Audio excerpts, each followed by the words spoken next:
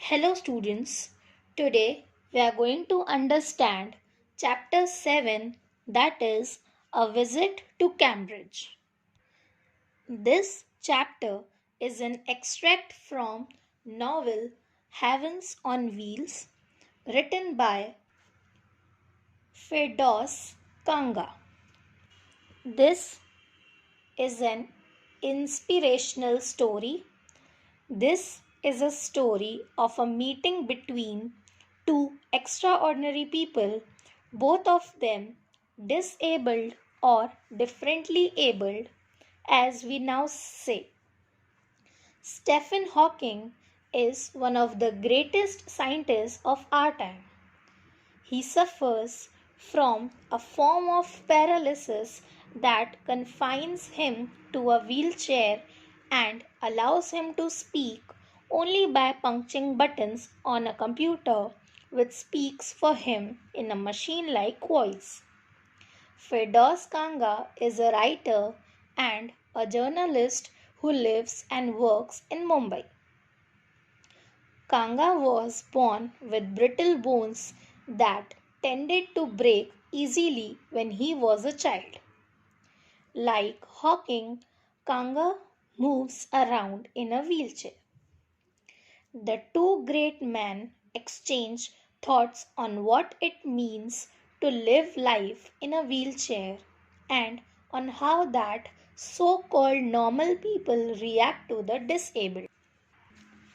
Now let's understand this chapter. For the narrator, England was equivalent to Cambridge. But after his visit there, Cambridge grew in important manifold as there he met Stephen Hawking. The guide who took the narrator around a walking tour of Cambridge mentioned Stephen Hawking, the qualified successor of Isaac Newton. He said he was the apt person to be given this importance though he was disabled. The author was surprised how he had forgotten that the most intelligent, though paralyzed, astrophysicist lived in Cambridge. His book, A Brief History of Time, was a bestseller. After the walking tour, the narrator hurried to a telephone booth to call Stephen Hawking's house. He told the assistant who received the call that he was also restricted to a wheelchair and had travelled from India to Britain to write about his travels in the country. He would really appreciate even a 10-minute meeting with Professor Hawking. The assistant gave him a time of half an hour that afternoon, that is from 3:30 p.m. to 4 p.m. Suddenly, the writer felt weak at the prospect of meeting somebody who was like him yet had achieved great things. A disabled person could draw strength only from such an example and not from people asking him to be courageous. Stephen Hawking told him that he had not been brave, he just had no other choice but to bear this condition. But the author knew this was not true, as despite his severe disability, Hawking had chosen to pursue creative faculties. The writer felt bad that he was tiring the scientist who looked for answers on his computer to type. He had pale fingers. Hawking would constantly close his eyes due to fatigue. The author empathized with the sorrow of his active and vibrant brain trapped in his paralyzed body. The author expressed that most people considered the disabled to be extremely unhappy and asked for Hawking's opinion on this. The author himself felt this was incorrect, and Hawking replied about 3 minutes later that he found this attitude of people funny. The author asked whether he found being disturbed by the writer a little tiresome, as Hawking jokingly replied that he did and smiled. He appeared to be the most beautiful man in the author's eyes. The author was taken aback initially to see Hawking's severely disabled body.